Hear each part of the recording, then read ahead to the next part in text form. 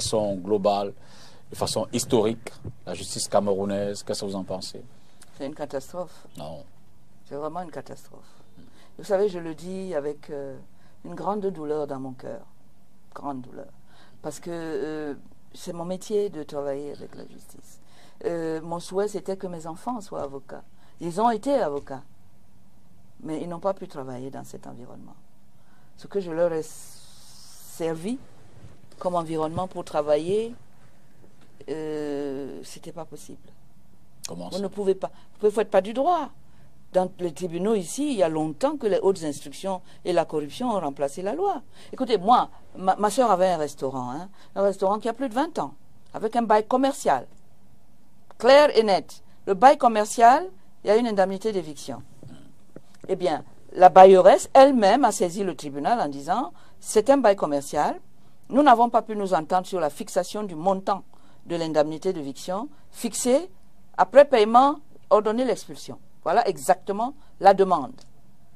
Le tribunal a ordonné l'expulsion avec exécution provisoire. Où est l'indemnité d'éviction? Elle est partie dans les poches.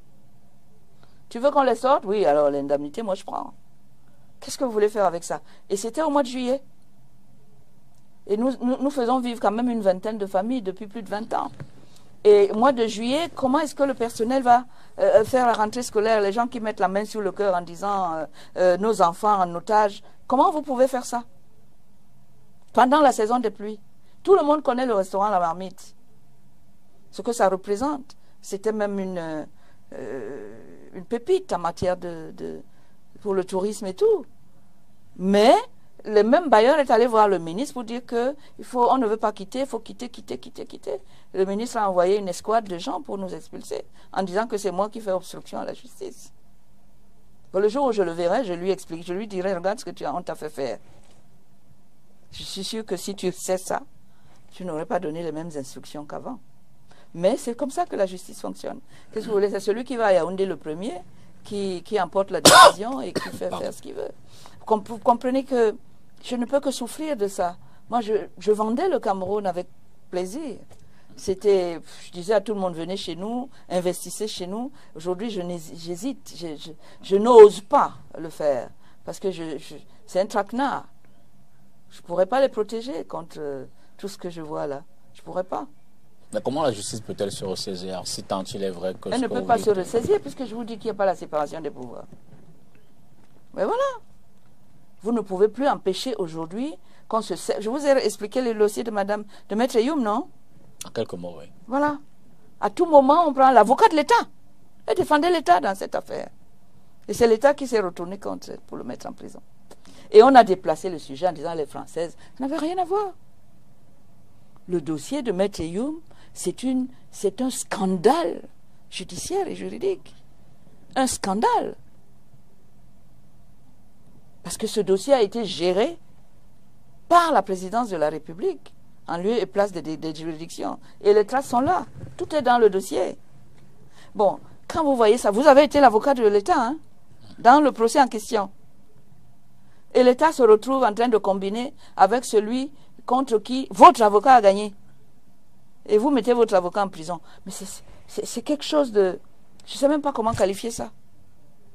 Ben, je veux dire qu'indépendamment de ces cas-là, il y a quand même que... Ah non, il y a beaucoup de cas. Je veux dire indépendamment, sans forcément m'arrêter sur ceux qui sont condamnés, il est clair que la corruption quand même gangrène la société et qu'il faut bien la combattre. Je dis qu'à la fin de la journée, il faut bien que la justice puisse éventuellement mettre des noms derrière ceux qui s'accaparent la fortune publique. Oui, d'accord. Est-ce que quelqu'un peut dire non? On ne peut pas dire non à ça. Moi, j'étais la première à aller féliciter le président Biya quand il a parlé de rendre gorge de corruption. Qui peut aimer la corruption? Enfin, il y en a qui aiment, même. Mais vous pensez bien que je ne peux pas dire qu'il ne faut pas faire. Mais je vous explique que Michel Fotso et les autres sont en prison pour rien, sous prétexte qu'ils ont corrompu. Je vous explique que je ne rentre même pas dans les faits. Même pas. Je vous donne simplement les décisions qui ont été rendues. Entre le ministre d'État à Tangamebara, qui est condamné, arrêté, pour avoir tenté de détourner l'argent qu'on dit que son prédécesseur avait détourné complètement. Et il y a 2 arrêts à 4 mois d'intervalle de la haute juridiction qu'on appelle la Cour suprême. Moi, je n'ai pas besoin d'entrer dans les détails. Si c'est ça la corruption, alors moi, je ne suis pas pour qu'on combatte la corruption. Mais on s'entend donc sur le mot corruption. Absolument. Voilà. Et quelle est donc la meilleure alchimie? Mais la meilleure alchimie, c'est une volonté politique. Est-ce que ceux qui nous gouvernent ont intérêt à ce qu'on ait une justice indépendante? Qu'on leur enlève cette manette sur laquelle ils peuvent appuyer. Voilà le maître au Congo, Félix est en prison, un magistrat est en prison, et tous les autres, tout le monde sait qu'ils ne sont pas terroristes. Je n'ai pas besoin de faire un dessin. C'est d'actualité. Mais ils sont en prison. Exit le travail, l'emploi, tout ce que... exit tout, sa fille doit aller à l'école. Son enfant doit aller à l'école. Alors qu'elle voit que l'école n'a pas servi à son père. Ceux-là même qui disent ça sont ceux qui ont venu arracher son père et le mettre en prison. Et on a beau demander qu'ils sortent, ils ne sortent toujours pas. Et elle ne comprendra pas pourquoi. Qui traumatise qui là? À côté de cela, la justice populaire semble, d'ailleurs, vous l'avez cité tout à l'heure, le président Mokobe Sonné, oui, la plus haute juridiction, qui a dénoncé... Ah oui, parce que je crois qu'il étouffe là, il ne sait pas quoi faire. Parce qu'il sait très bien qu'il y a beaucoup de dysfonctionnements dans son... Oui, mais quoi faire? Quoi faire? Je ne suis pas sûr qu'il a les moyens de faire, de faire ce qu'il doit faire. Je ne suis pas sûr. Donc, en d'autres termes, vous pensez que au Cameroun, la justice, elle est complètement sous contrôle? Je ne pense pas, je le dis, et je peux le prouver à tout moment. C'est un cancer qui est métastasé, qui a métastasé tout. Maintenant, est-ce qu'on va trouver des médecins qui vont avoir le courage de reprendre le malade, d'extirper le cancer, de tout cautériser pour qu'on donne une chance au corps de reprendre une activité normale? C'est ça la question. Est-ce qu'on le veut? Si oui, il y a des cancers qu'on guérit. Mais si c'est toi-même qui as mis le cancer pour que je meure, parce que ça t'arrange que je meure. Donc il faut la refaire, notre justice. Non, il faut tout refaire. Vous savez, le problème du Cameroun est un problème politique. Hein. C'est le président qui gère tout. C'est un problème politique.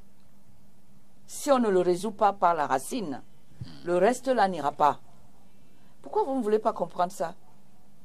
C'est évident. Le président de la République a toutes les cartes en main. Est-ce qu'aujourd'hui il a intérêt à lâcher la justice, qui doit pouvoir attraper Maître Youm comme on veut, doit attraper Atangnamebara comme on veut, sous n'importe... Est-ce il veut ça? Sinon il les sortirait. C'est pas moi qui nomme les magistrats.